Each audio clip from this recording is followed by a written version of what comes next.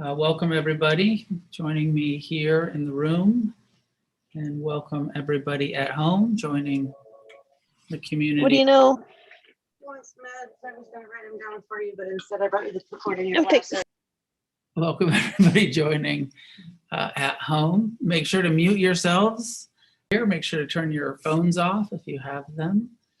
And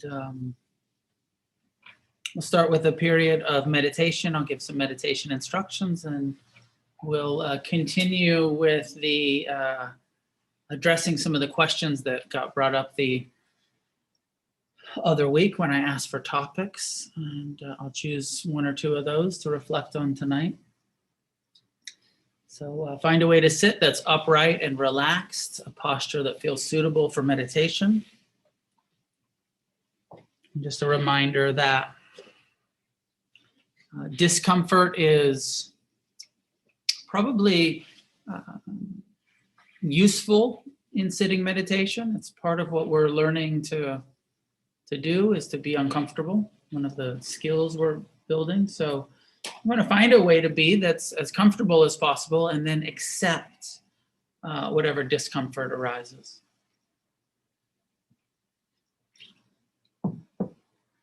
As you're ready, allowing your eyes to be closed.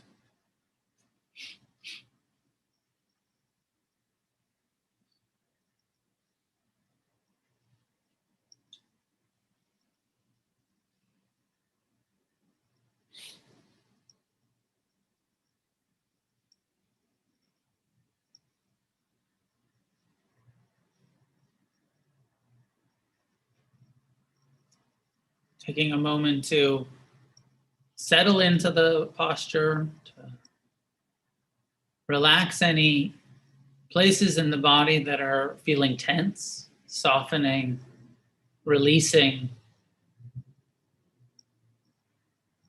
around the eyes, the brow, cheeks, jaw. Breathing in, feel the sensations that the breath creates at the nostrils. And then as you breathe out, when you breathe out, try to soften the shoulders, the chest, the belly.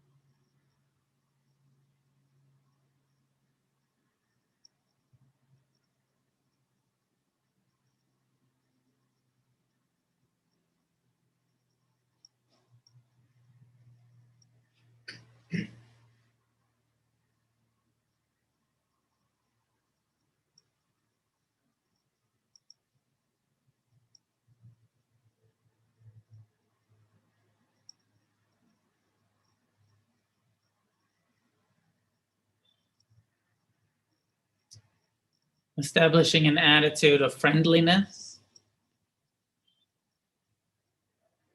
What would it mean internally to be friendly to your own experience of your sensations? What would be a friendly, receptive, welcoming relationship to your breath, to your body?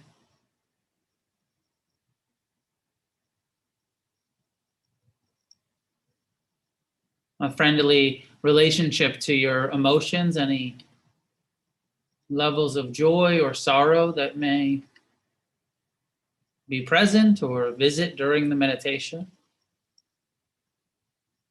Friendly, welcoming, accepting relationship.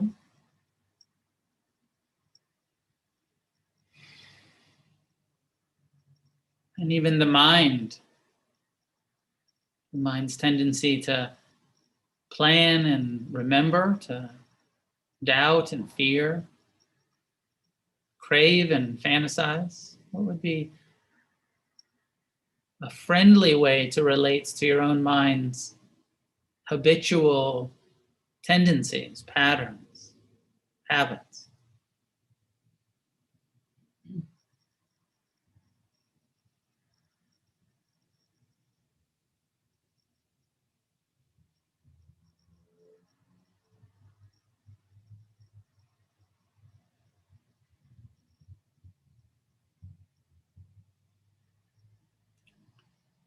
We spend a few minutes as we settle into the mindfulness, present time awareness practice. We're simply bringing the attention to the sensations of the breath and attempting to let everything else be in the background, the thoughts, the sounds, even the other sensations in the body. We direct our full attention to the sensations the breath creates.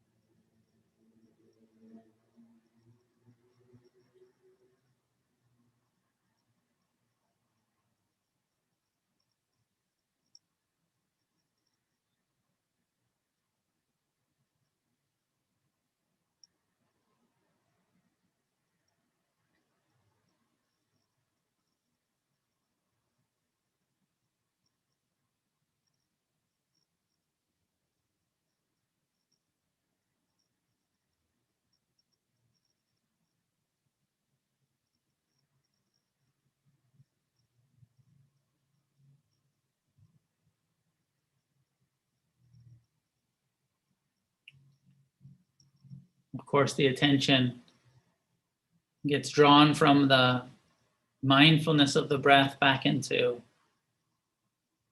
engagement, identification with what the mind's doing. Naturally, we're all, on some level or another, addicted to our minds, strung out on thinking.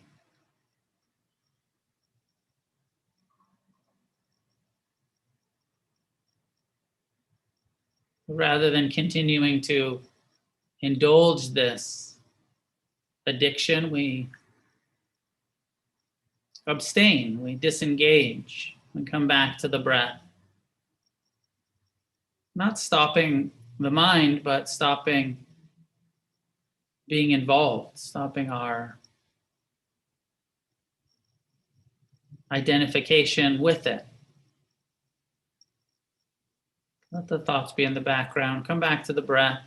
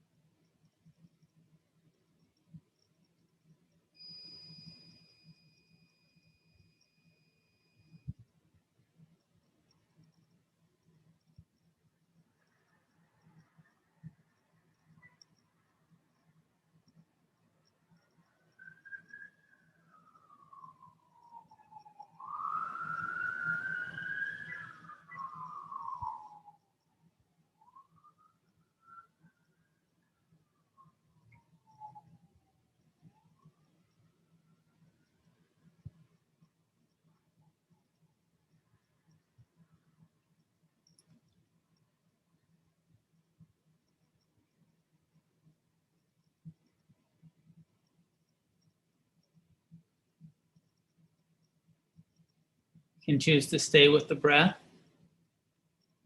Keep disengaging from the contents of the thinking mind, coming back to the sensations the breath creates in the body. Quite a foundational aspect of our practice. Helps us to break our addiction to our minds.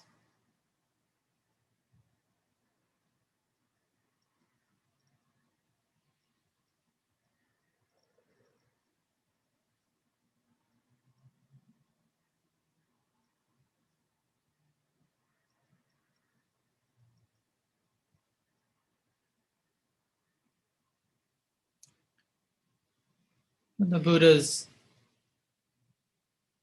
instructions on mindfulness continue beyond the breath, inviting us to become aware of our whole body, sensations from head to toe, the body as the consisting of the four elements.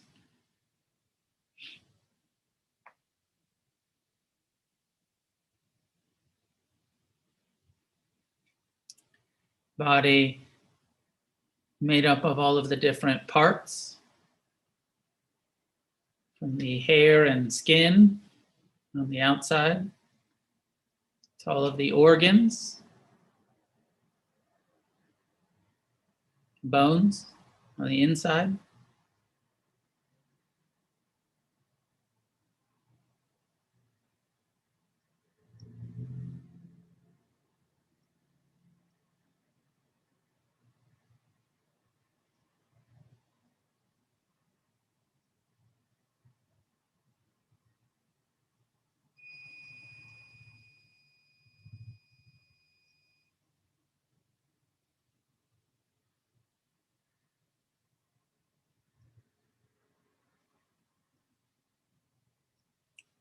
And as we investigate and bring this friendly awareness, mindfulness into the body, we open to the second foundation of mindfulness, the feeling tone.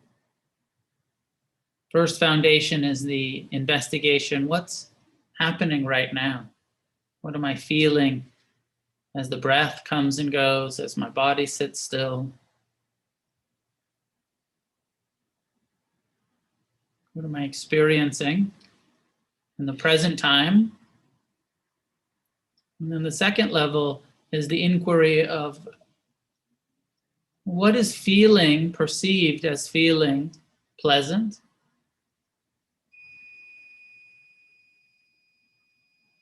or unpleasant, or neutral? What are the feeling tones in the body, in the heart? Or at the sense doors of hearing, seeing, smelling, tasting?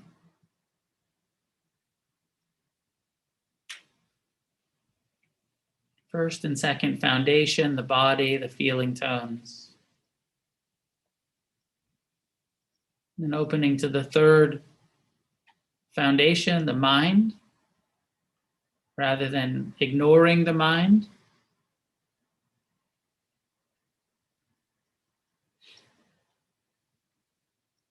Being mindful of thoughts arising and passing, the process, the impermanent nature of thoughts.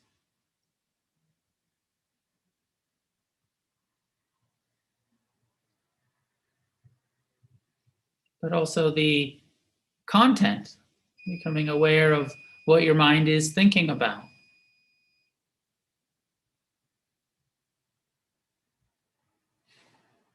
My teacher, Ajahn Amaro, encourages to try to develop a unentangled relationship with your experience, an unentangled participation, he says, mindfulness that is not tangled up in the experience, not identified with it, clinging to it,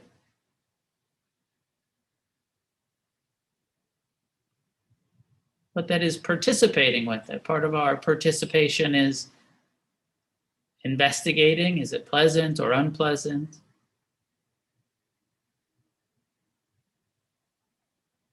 Bringing this intention of friendliness, of kindness, even to, and especially to the unpleasant sensations or thoughts or sounds.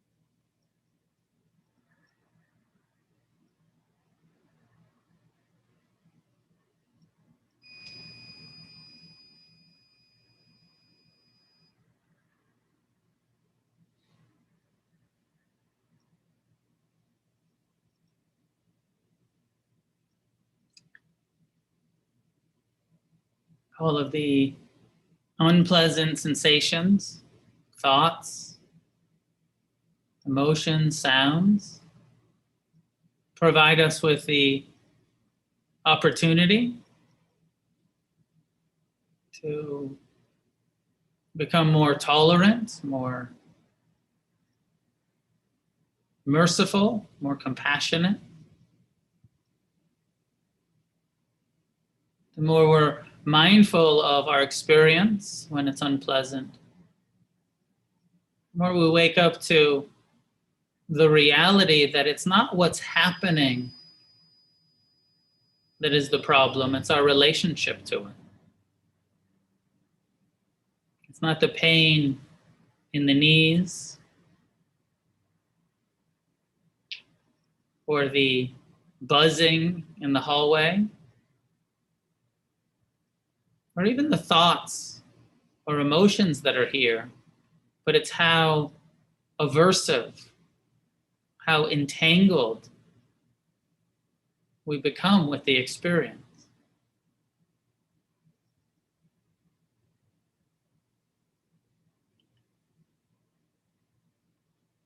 The participation that is being requested, required, is to tolerate what it's like right now. These sounds, these sensations, these thoughts.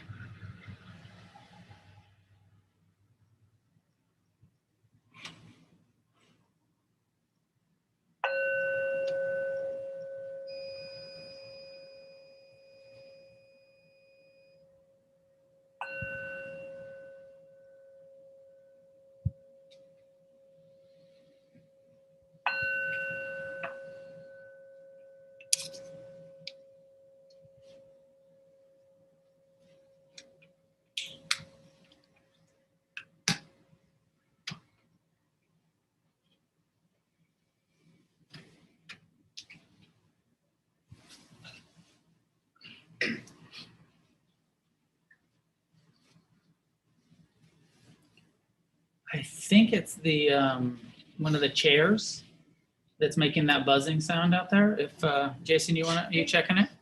I think you have to turn the key off that's like down at the base. It might be a switch. I don't know what it is. Pizza was ready. Could be the microwave.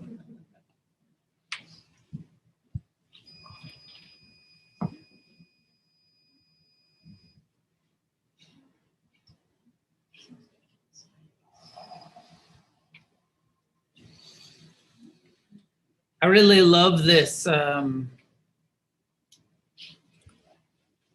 perspective that what we're trying to do, what we're doing in this kind of meditation is we're trying to have a relationship to what's happening that's not so tangled up in it. To know what's happening and have a relationship to it, not a distant, sometimes there's this quality of like I'm observing, and sometimes we can get a little too disengaged, a little too far, but a closeness to our mind, to our body, to our breath that's connected without being attached, without being entangled in it. And as you heard in the meditation instruction, that I'm borrowing from Ajahn Amaro, one of my teachers, a Buddhist monk for over 40 something years. I think he must be coming up on close to 50 years as a monk. And this image of unentangled participation with your experience, rather than being your experience, like when we're identified, your mind is thinking and you're lost in the thought and I am thinking about the future and you're all tangled up in the plan. I'm fucking in it, in the fantasy, or in the past, in the memory, in the resentment, anger, fear. And ultimately he's also probably referring on some level of even when you're present, being super tangled up in the I am present. Having all of this sort of like self-identification with I'm the one who's present. And I love it. I play with it, think about it, see if it fits for you as you are mindful of your breath, your body, your mind, of the unentangled. And then I can see my development with meditation practice, that in the beginning I was totally and completely ensnarled, entangled, identified with everything my mind did and everything my body experienced, and that was me, and I was entangled in it. And then over the years of meditation, there was a little kind of a loosening of some of the knots and a relaxing of some of the. And so I just had obviously I don't have any hair, no dice. It wasn't around. I turned the key, but I can just try to unplug it. You could unplug it. I don't even know if that's going to work, but I was going to say I don't have any hair, but the thought arose in my mind that like a detangler, like I guess there's sprays that you can put on if your hair gets tangled, and it's sort of like conditioner or whatever, like detangles. That mindfulness kind of works like that. Like, well, how do we break our addiction to our minds, our identification, our entanglement, our being all snarled up and taking everything personal and being aversive towards the unpleasant and craving and greedy and attached to the pleasant. And how does this whole thing work? And part of how it works is by just doing what we're doing, bringing our attention inward, paying attention to the breath, to the body. There's like mindfulness is a detangler. It's not like you have to untangle yourself. If you just sit regularly and do these instructions, you just keep coming back to the meditation practice, there's a process that takes place. Unfortunately, it takes years, I think. You see some progress in the beginning. Some of you are in your first year of meditation and you see like, oh shit, it's working a little bit. helpful. But then, you know, in the second year and the third year and the fifth year and the 10th year, you start to see, oh, wow, like I'm a lot more relaxed about what happens than I used to be. I used to be tight. I used to be tense. I used to be entangled with my experience. And the mindfulness practice is a detangler. And a lot of you know exactly what I'm talking about. And if you don't, if that doesn't resonate, that's okay. And but my sense is that anybody that continues to meditate will start to feel this like, just like relaxing around the unpleasantness. You get more tolerant towards the unpleasantness. You get less entangled with the cravings. You kind of, you know the impermanence more clearly. And so, and it's not theoretical. It's not like, yeah, I read that in a book and it makes sense, or heard it in a Dharma talk and it makes sense. It's a kind of the definition of insight is an internal knowing. Like you know it in your direct experience. And we have this wonderful opportunity of the, I don't know if you guys can hear it at home, but there's a chair, these chairs that come up the stairs. What? It's not the chairs. I can't figure out what it is. Oh, it's not the chair. I thought it was the chair, but anyways, there's something buzzing in my stairwell every minute or so.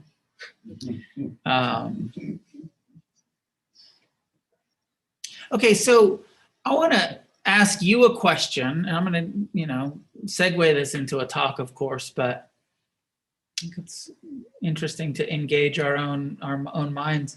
And so it's a big sort of general question, and I'll try to get more specific with it. But the opening part is reflect for a couple of minutes on what do you know for sure? Like, what are you certain about?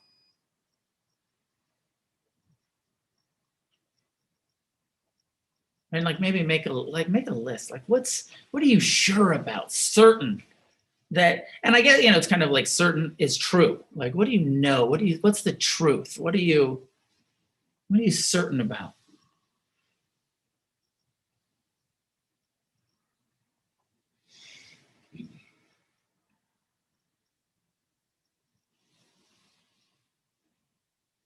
Is it like every opinion that you have,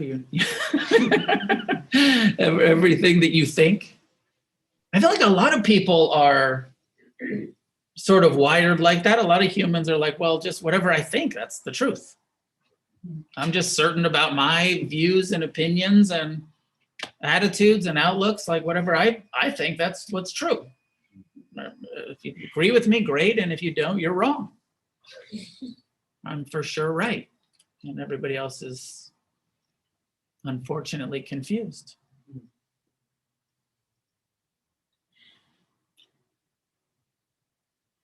And what's it feel like to be certain, to be right, to know the truth? Like on that list that you have, the top 10s, I know this much I know is true. I'm certain about it. And again, just for your reflection of like, what does it feel like when you're right? You know. And that there's both the sort of certainty of I'm right, but I don't have a big agenda of anybody else agreeing with me. Just the sort of inner knowing. You have that's kind of certainty, your own inner knowing. And it's not in conflict with other people's, like it's just your knowing, just what you're certain about. Which is a little bit different than when it becomes conflict and someone else has a different contradictory view. And they are certain that they are correct. And you're certain that you are correct. And we're both, we take this, wait a minute, we can't both be right. We disagree. One of us has to be wrong.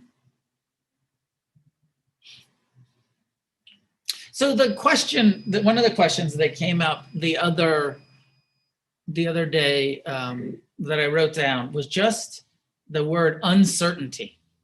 Uncertainty from a Buddhist perspective. What is the role of uncertainty?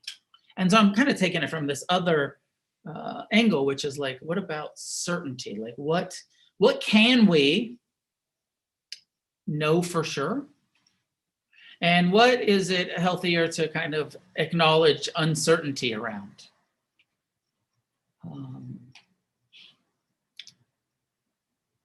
My mind goes a bit to right and wrong. I have a little bit of black and white thinking sometimes. What's right, what's wrong? Maybe one of the reasons I like Buddhism for a lot of reasons, but it does occur to me that, looking at the traditional way of teaching the Buddha's Eightfold Path, this is the right way to do it. Right understanding, right intention, right speech, right livelihood, right action, right livelihood, right effort, right mindfulness, not just mindfulness. You got to do mindfulness the right way or you're fucking up. Right concentration. And there's this sort of, spiritual or religious certainty of like, this is definitely the right way to go. And although I approached Buddhism with a lot of skepticism and uncertainty and, a lot of desperation, I do think that there was something comforting about the confidence in that was presented in the Four Noble Truths, in the Eightfold Path. This is the noble, not just truth, not just like, kind of mundane, casual truth. This is a noble truth of suffering. And I was like, okay, wait, suffering, I'm paying attention because I'm suffering. The truth of suffering, the noble truth of suffering. I was like, okay, my mind says, oh, that should make sense. And the dude was certain. It wasn't wishy-washy about it at all. He didn't say like, maybe some of us sometimes suffer. He just came right out and said, I'm an enlightened being and here's the way it is. All of us suffer. And I looked at my own subjective experience and I was like, well, it's true about me. Is it true about you? Certainly. I mean, are you are you certain that everyone suffers? I feel like that one's kind of easy. Although maybe you ever find yourself thinking like, maybe I suffer a lot more than everyone else? Yeah, maybe everybody has a bad day once in a while, but I feel like I'm having sort of a bad decade or bad incarnation. And some people look so happy and you kind of think like, well, maybe they don't suffer. Like maybe some people are actually just like, okay and happy and compassionate, all just like naturally.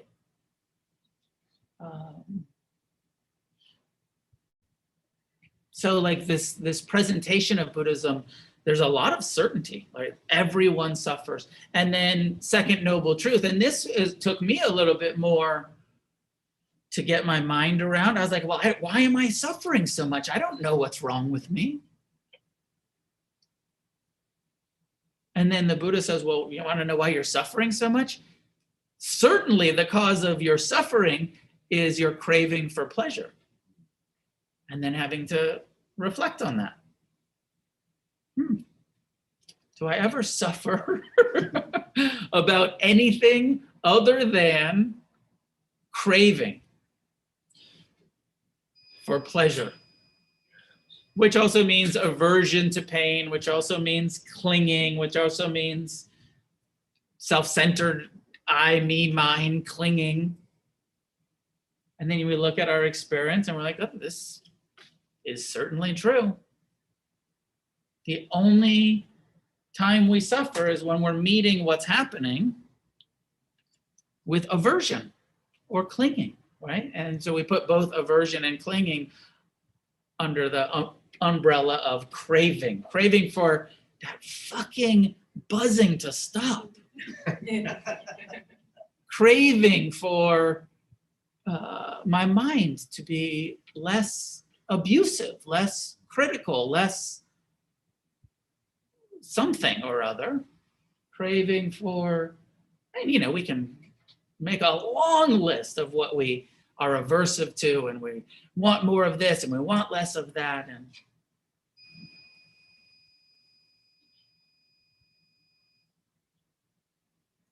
And then the third, so, you know, kind of certainty. Buddhism gives us this, like, this is the way it is, no debates. Now, here's the nice thing I like about it. It's or at least early Buddhism, I think, you know, the religion, Buddhism became a religion and it got pretty fucked up, I think. Like all religions. And started like judging you for, you know, whether you were bowing right or what you kind of clothes you were wearing, and, you know, like just all kinds of bullshit religious dogmatic, you know, like religion sucks, including Buddhist religion. But originally it was this really sort of open, I think, the way that maybe that's a fantasy, but my kind of ideas of early Buddhism, where the Buddha would show up and he would say, this is the way it is. You want to know the truth? I'm going to tell you the truth.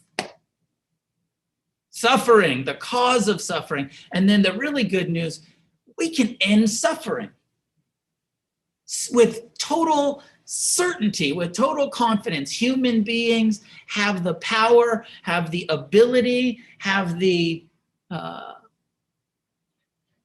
potential to stop clinging, to break our addiction to our minds.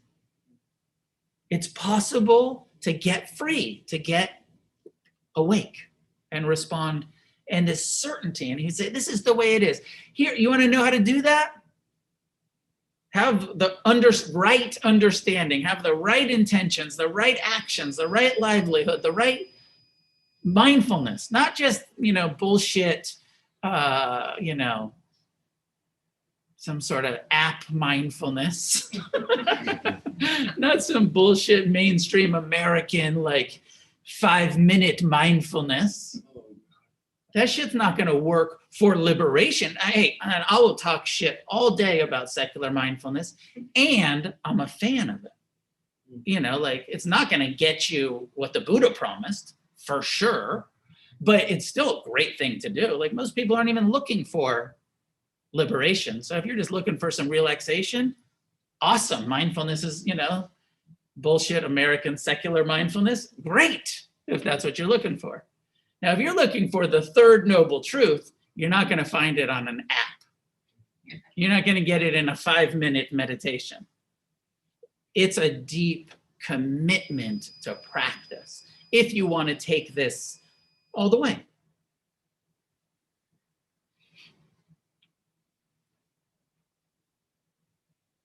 So certainty. So there. Oh, and okay, I lost my train talking shit. But that setup of like, this is the way it is. But then every time he would say, but don't take my word for it. Find out for yourself what's true. So there was no need to defend or to, and he would actually, I wanted to say to argue, but he would argue with people. I feel like the Buddha was absolutely willing to have conflict and debate and an open discussion. but he would just say, like, this is what's true. A lot of your beliefs are deluded and ignorant. Like can you imagine if we showed up like that with just that level of confidence and just be like, I'm fucking right, you're just stupid. You wouldn't have many friends. But he was actually awake and we're not, right? He had enough wisdom that he could just say, like, I know this for sure from my direct experience. And these other spiritual teachings are a dead end. They don't work.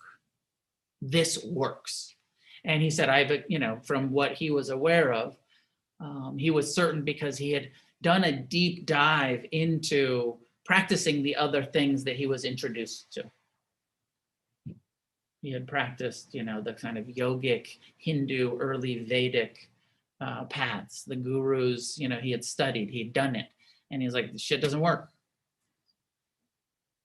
And the highest gurus told me they had taught me everything that they could and that I was enlightened. And he's like, but internally, I was not enlightened. I was still attached. I was still craving. I was still deluded.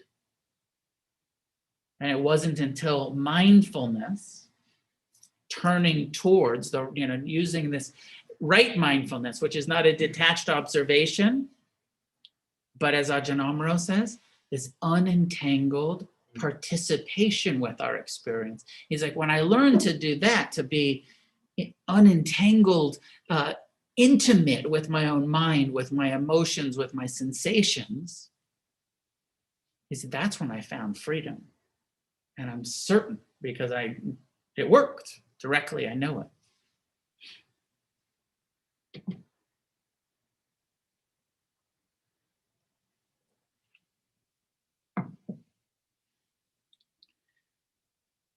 So there's these truths that we can be certain about. When I asked that question to you, my own mind, kind of what are you certain about? And so some of the Dharma stuff came up for me, like, I'm certain that everything's impermanent. I feel pretty certain about that. So my mind did some Dharma kind of lists, the stuff that I've experienced and learned in Buddhism. But then my mind got a little political and kind of social justice. My mind was like, I'm certain that racism is always wrong. Always. I'm certain that sexism is always wrong. Always. And then I'm certain that any kind of malicious oppression, kind of intentional malicious causing harm to each other is the wrong way to go. I'm certain of that. I don't think, there's no debate. There's no like, well, sometimes, once in a while it's cool. It's like, no, like this is always wrong. This is always ignorance. This is always confusion. I'm not denying that it exists. I'm acknowledging that it exists, but with a kind of certainty that it's coming out of deluded, confused, ignorant views. And I'm certain about that.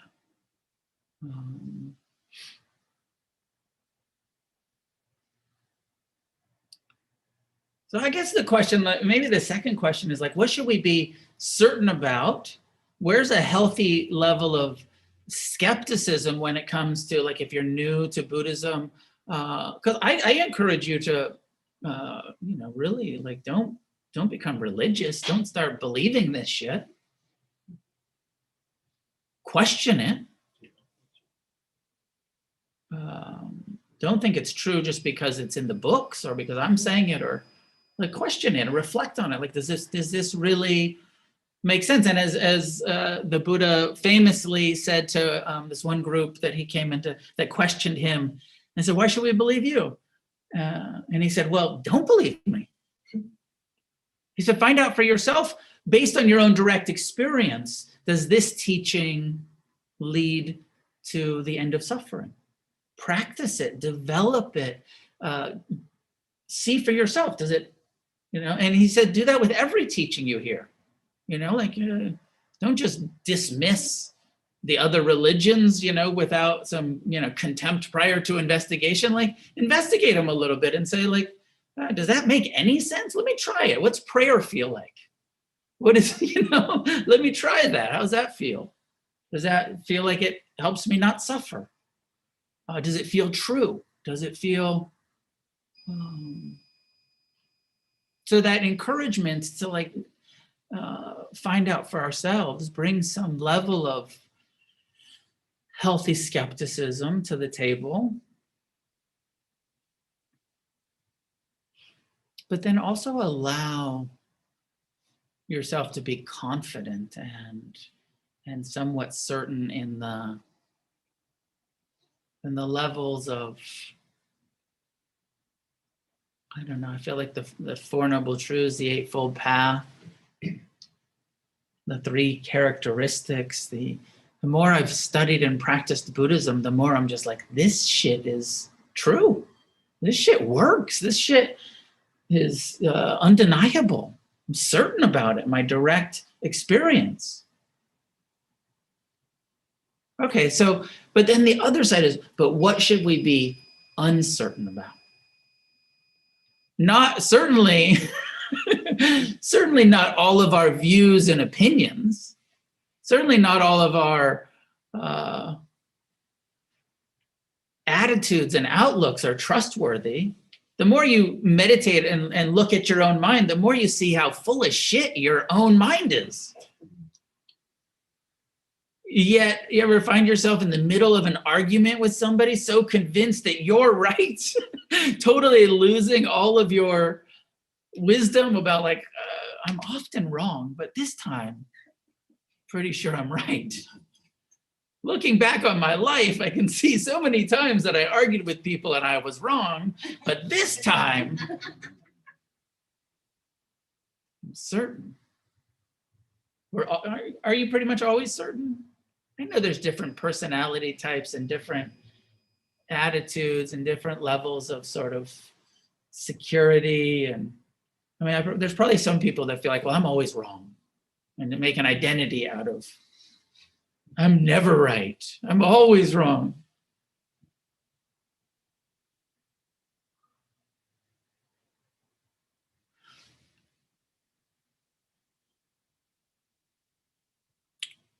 There are three, so here's another part of the aspect, which is there are three characteristics of all conditioned phenomena.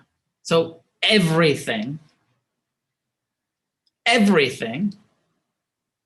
that happens inside of you and outside of you, so everything in the world and everything that happens in your body and your mind and are subject to three truths.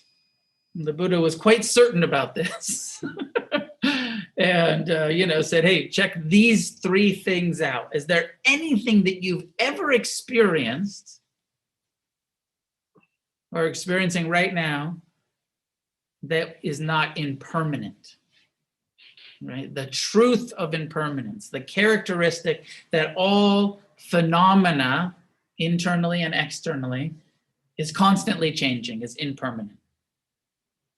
And, some structures like this building that we're in seem kind of permanent. They're like, wow, this building was built in 1950. Here we are, 70 years later, and it's still here. It seems kind of like a permanent structure. But you just have to take a longer view when it comes to impermanence. Eventually, this building will crumble. And it might take hundreds of years, but it is impermanent. And even the structure itself is slowly falling apart. Shit's just buzzing in the hallway for no reason. She's falling apart. Looking at the windows back there behind you where there's like wood slats. Used to be wood slats and they've just fallen off. Just the windows are falling apart. Just slowly decaying like everything else. But so you know that? You get impermanence, everybody? Anybody want to debate impermanence?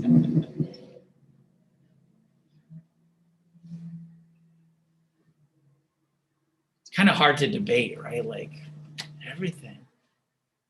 It makes sense, right? It's just like, it's sort of common sense, but obviously we're not in tune, in harmony. We're not awake to impermanence. Or like, how much shit would you not do if you really were awake to impermanence?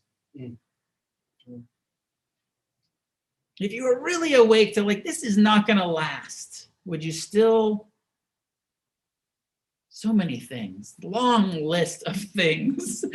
And the biggest thing of all is if we were really awake to impermanence, we wouldn't get attached to anything.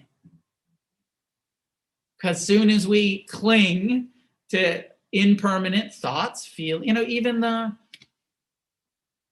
internal emotions and thoughts and aversion, that entanglement with the sounds, with the,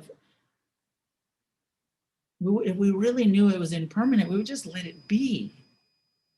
We wouldn't cling. We wouldn't try to control so much. We just let it arise and pass. And we wouldn't suffer if we were really awake, when we are really awake to impermanence.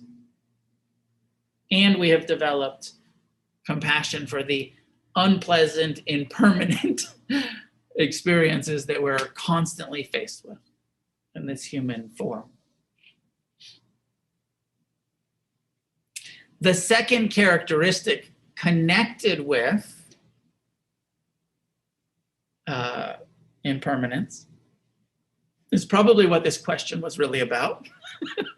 Now that I've spent a half hour setting up the question, which was really about the truth that everything's impermanent, which makes all conditioned phenomena uncertain or unreliable or unsatisfactory, sometimes translated as uncertain. Because it's impermanent, how can anything be certain? How can anything be worth clinging, any view be worth clinging to, any as certain, as true?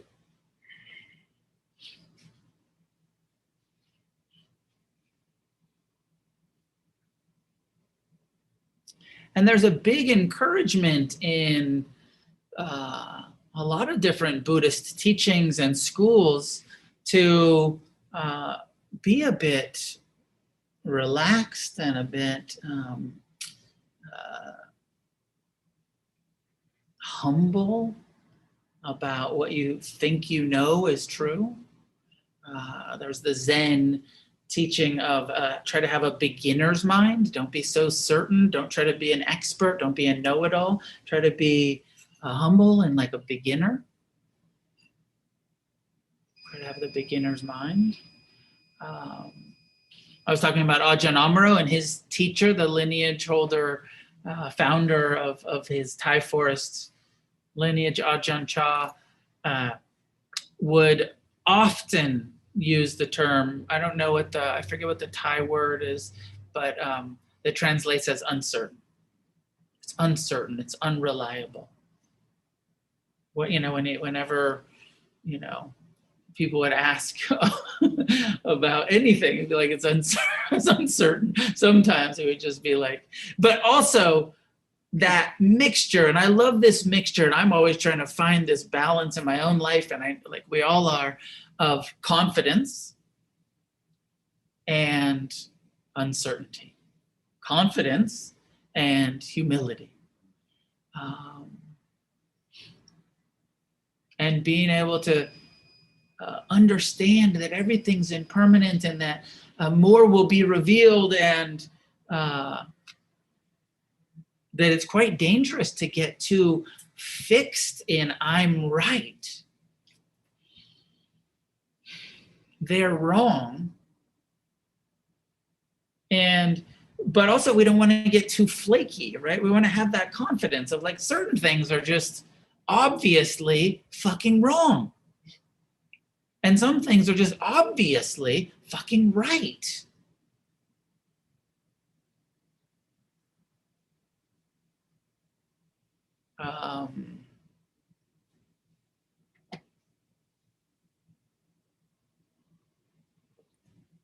I think I picked this, it was at the top of, pretty close to the top of the list, but I picked this because I had a very challenging conversation for over an hour today with some friends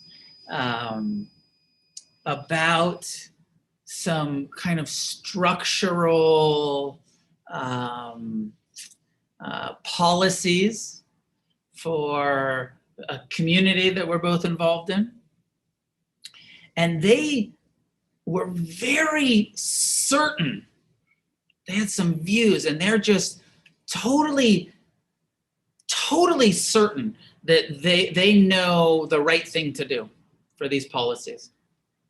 And I have a different opinion. I have a different view. And I guess I'm kind of certain too that I'm right. I feel a little bit of humility of like, fuck, I don't know what to do about these like policies for communities. But what makes sense to me is A. I could be wrong, but like I think that A is probably the right way to go. And then talking to some friends that are like, no, you're for sure wrong, 100% you're wrong. B and C, has to be B and C, or everything's going to be destroyed. If it's, if you don't choose B and C, like you're fucked. And I'm like, but B and C don't make sense to me. And they're so certain. You ever been in that dilemma? I find myself in that dilemma kind of a lot. Where I'm like, well, and so with the uncertainty of like, fuck, I could be wrong. I might be wrong. They might be right. And that's always helpful for me to just try to have that kind of, let me put myself over there. Maybe they're right. Let me really try that on. How does that feel? Maybe they're right. Having some personal uncertainty. But I've got the kind of a mind that's a bit arrogant and that's a bit kind of like, okay, I'm going to pretend like they might be right.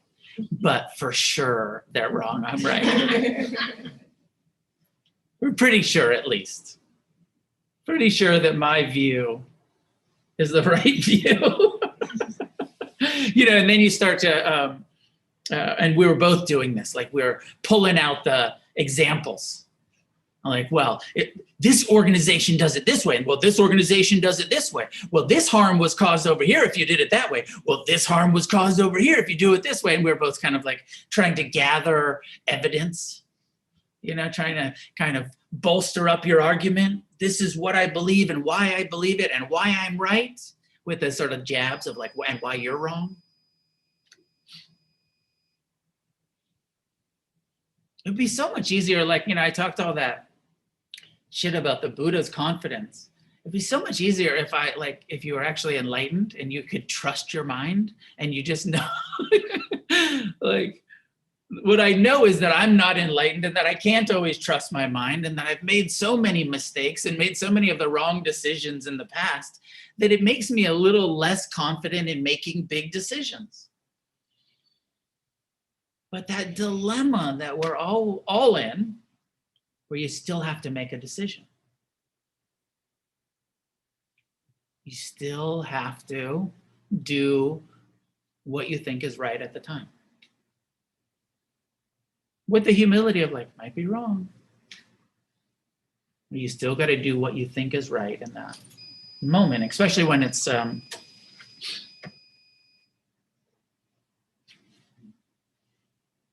your responsibility. And this is a situation where it's like my responsibility to make this decision on a lot of levels. One of the things I've really woken up to, and I don't know how much this connects with the topic of unreliability, but I'm sitting with it. It's really here, like I'm sitting with it tonight and the kind of reverberations of this conversation I had today.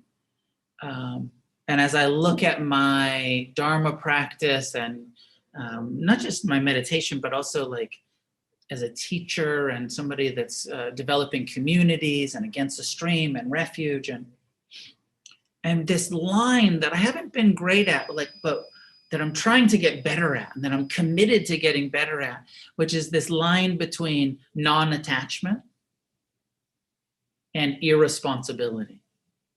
Because I've spent a lot of my life, what I think as I look back on some of the mistakes I've made, where I feel like, oh, I was irresponsible. And I thought I was being non-attached. And I thought, because I could have these sort of conversations like I had today where I'd be like, well, I'm non-attached. So just do it your way. Maybe you're right. Even though in my mind I was like, but I'm going to practice non-attachment and let you make the decisions. And then that way I don't have to take any responsibility. I'm going to let you fuck it up. Okay. And I feel so, and maybe this is too much about me, and I don't know if you can relate to it, but I'm just really trying to find that balance of taking responsibility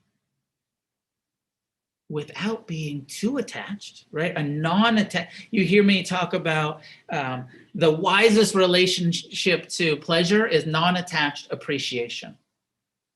So I'm trying to develop this view of like the wisest relationship to responsibility is like a non-attached decisiveness, like a non-clinging responsibility, like taking not a non-attached sort of avoidance, but a non-attached engagement. Back to Ajahn Amaro's, an unentangled participation with our decisions that we have to make.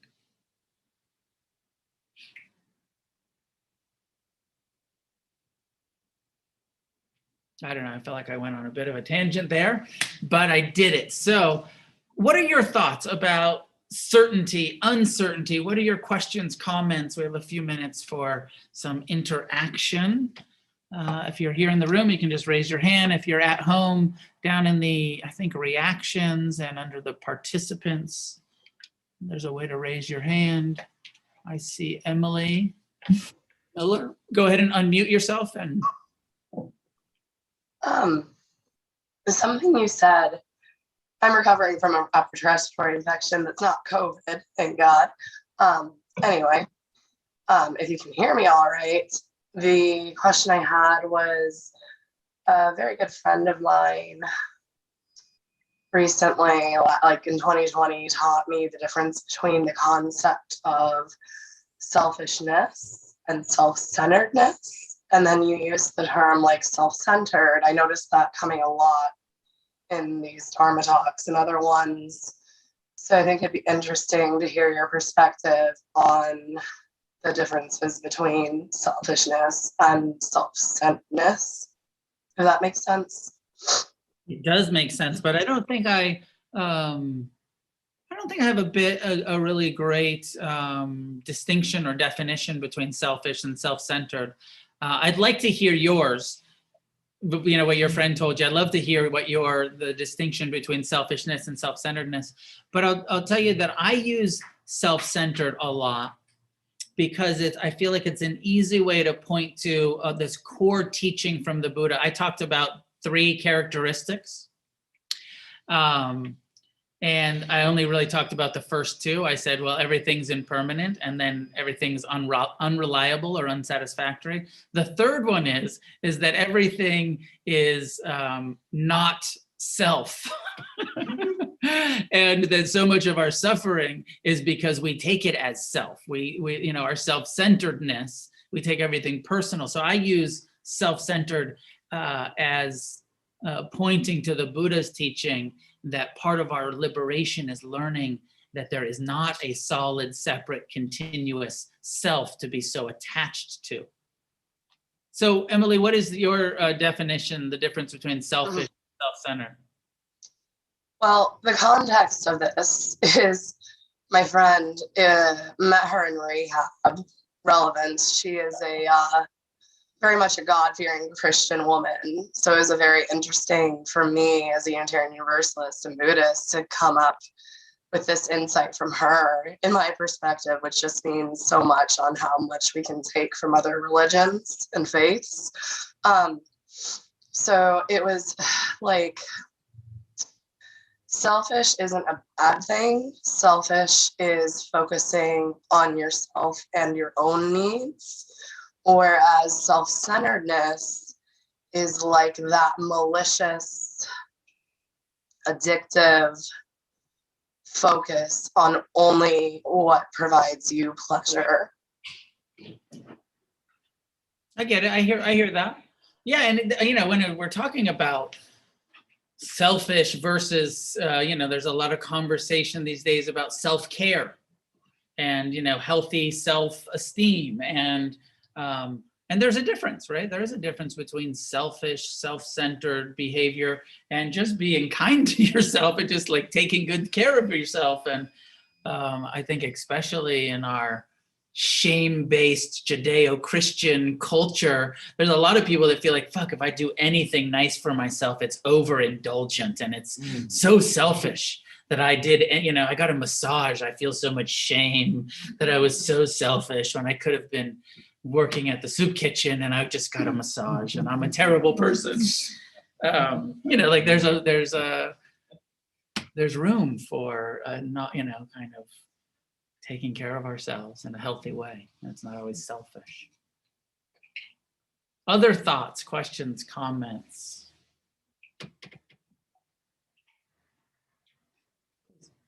Kind of piggyback off of that. How much time did you spend? I've done a couple silent meditation retreats, and I've done some Vipassana 10-day silent courses, and by the end, I'm in this like Zen state that I'm just like, I've let go of my attachments to everything, and I'm just like floating on another planet, you know what I mean? And then like I just start driving back into LA, and my phone's got 20 text messages, and I'm like, and I have this like breakdown where I'm like, I just want to move to the mountains and become a monk and just sit and meditate all day and like let go of all my attachments to everything, you know. And but then I'm like, well, no, you were born in LA, your family's in LA, you know, you have this like base, and you should learn to live in this place where you were and be able to like cope. You know what I mean? Or is it like what, like with selfishness, like I don't know, I guess I just kind of question like how much, you know, because you can't really take care of other people till you can take care of yourself, you know. And so it's just I question that a lot of like, you know, like should I just move to the mountains and become a monk, you know what I mean? Or how much time did you spend, you know, like really working on yourself, I guess. I mean, I had a lot of those same thoughts in my early years of practice of like, maybe the monk kind of retreat life is the best way to go. I did my first retreat when I was about 19, and then you know, did a bunch of retreats in my early 20s, and then at about 25 I went to, and I spent a couple years celibate, and I did sort of like a pseudo monastic householder kind of thing where I was like vegan, straight edge, celibate, sugar free. You know, I did that thing in my early 20s, and then and I guess when I was about 25, I went to the monastery in Thailand for the first time with a real kind of like, maybe I'll go and become a monk, and some question about it anyways, like at least I'm going to visit. And it was my first time in Asia, and I was at Ajahn Chah's at like the place, and I thought, well, maybe I should just do that. That's kind of same calling that I'm happiest when I'm on retreat kind of feeling, but I'm also like really miss punk rock shows and sex and, you know, delicious food and, you know, that kind of sensual, you know, call to the Dharma, but also call to the sensual world. And And I lasted 3 days at the monastery, and I was like, I'm fucking out of here. Well, there's also this sort of thing of like, if you're going to stay longer than 3 days, you have to shave your eyebrows. Oh, wow. And like, you know, you're like sleeping on some wood floor, and they're like, if you're going to stay for longer than 3 days, you have to like, they want you to prove some renunciation. I was already at a shaved head, so it was no, you know, like you have to shave your head and your eyebrows. It's a Thai tradition, forest tradition thing. And I was in, to be honest, there was this really cute girl that was at the monastery that was leaving, and I was like, yeah, where are you going? I'm gonna go with you. Can I jump on that bus with you?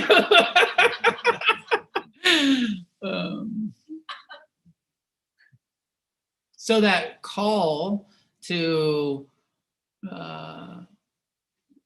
you know, intensive like retreat practice or monastic practice, it's to be honored, I think, and explored and investigated. I had the experience similar to what you're referring to.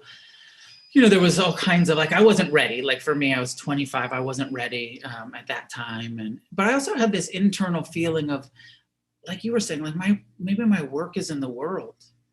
And I had this feeling of like, I'd be kind of like trying to avoid something by doing the monastic route. And then I feel like I have a lot to learn about intimacy. I have a lot to learn about relationships.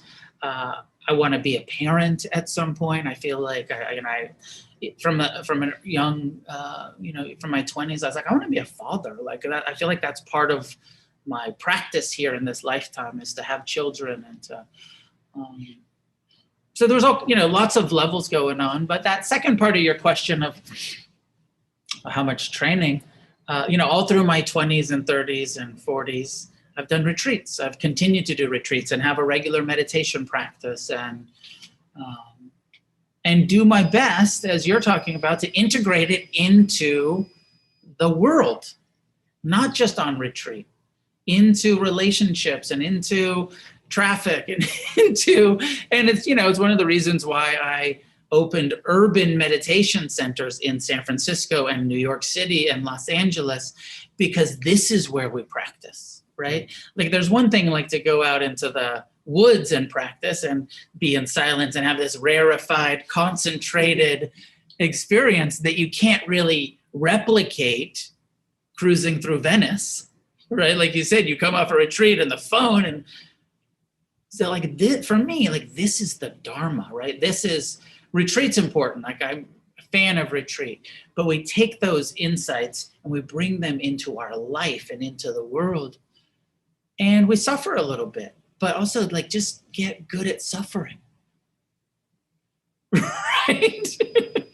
Like we have to deal with annoying sounds like that. What an opportunity to just like get good at unpleasant things and difficult situations and difficult conversations and being as mindful as possible.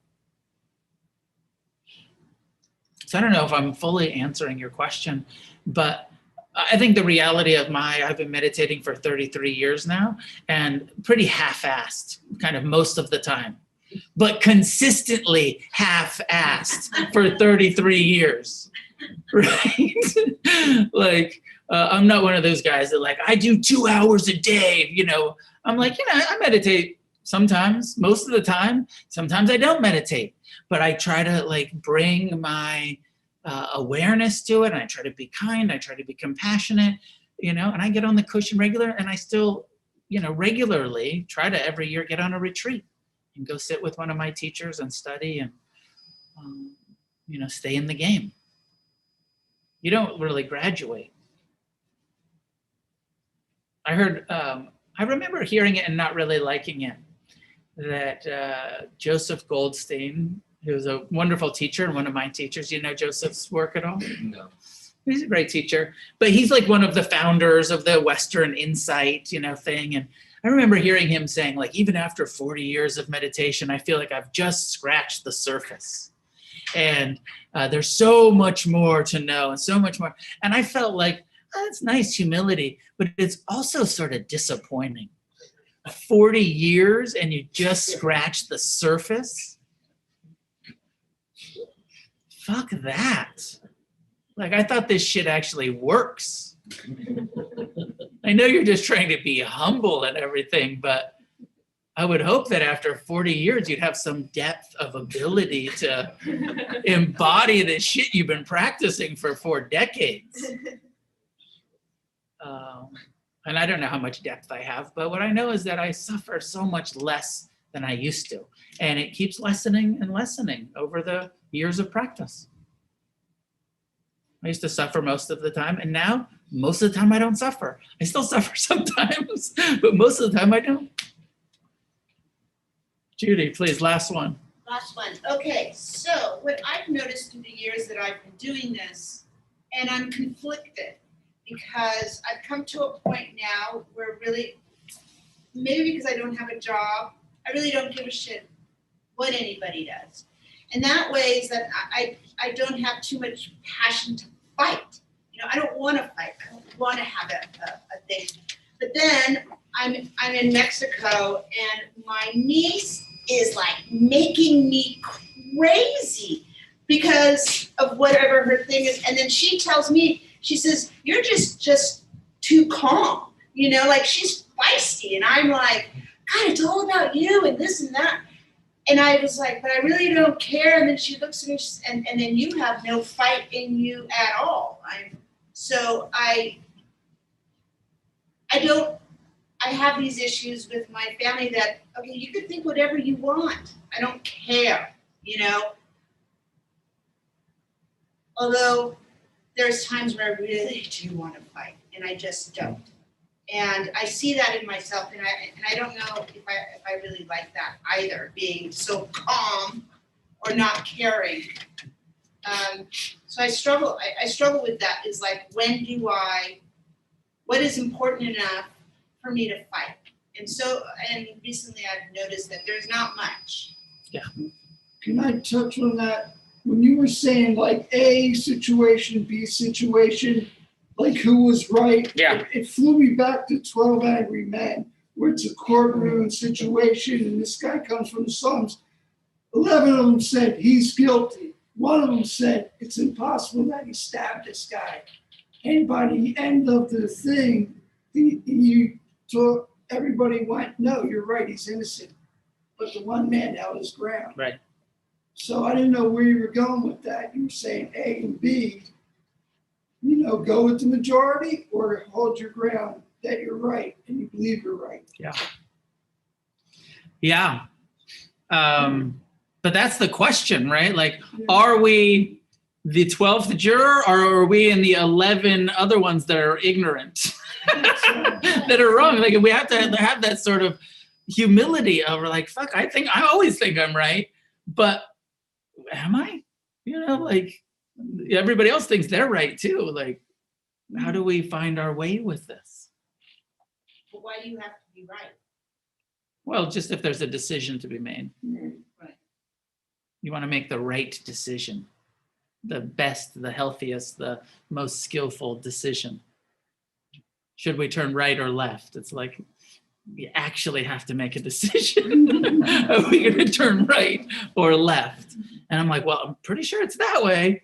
And, you know, people going like, no, for sure left, 100% left, for sure. But all right, I don't know. We're going right. Maybe we'll get lost. Let's see what happens. Because I'm driving. Maybe it's having the humility to know that it could be one or the other, and having those checks and balances, or that comfort within, or that, I don't know what the word is, but having that opportunity within ourselves to say, let's keep checking back. Is this still sitting right with us as a group? Yeah. We've taken it from. Yeah. And as a group, that's Sometimes it is. sometimes as a group, yeah, democratic kind of. Sometimes. But I like that example of like 12 people and Jury. the jury. It's a problem with groups. It depends on how much wisdom you have in your group and your jury. All right, we'll end it there tonight. It is 9:00 Pacific Standard Time. Sorry I didn't get to the hand that was raised on line. uncertainty. Sometimes it's a good thing. And do I have any announcements? We haven't got it up yet because we're still waiting for the price list, but there will be a 7-day Against the Stream silent meditation retreat. I think it's October 10th through 17th. I think those are the dates. It's in October. It'll be open for registration soon. We're just waiting for the retreat center to give us the updated pricing list so we can see how much they're going to charge us, so we can see how much we're going to charge you, and we should have that hopefully in the next week or so. Joshua Tree. Yeah. This class is done by donation. Please, if you're here, leave a donation in the bowl at the table, or you can Venmo donations. If you're at home, there's a link in the chat to the website that'll take you to the Venmo or the PayPal or the however you want to donate online. And class is freely offered, but we have lots of expenses to pay the rent, and so please give generously if you can. We are a nonprofit. Your donations are tax deductible. Please consider becoming a monthly donor to Against the Stream to support us. There's also classes here on Wednesday night, Jason's class on Wednesday, and then also on Friday, there's another Against the Stream online class with Ward Robinson. So 3 classes a week right now. I'll try to schedule another day long pretty soon. And that's it for tonight. Many goodness that has been developed in our practice, in our discussion of the Buddha's Dharma, be gathered and shared outward with all beings everywhere. May each one of us awaken, heal, recover, and together may we create a positive change on this planet.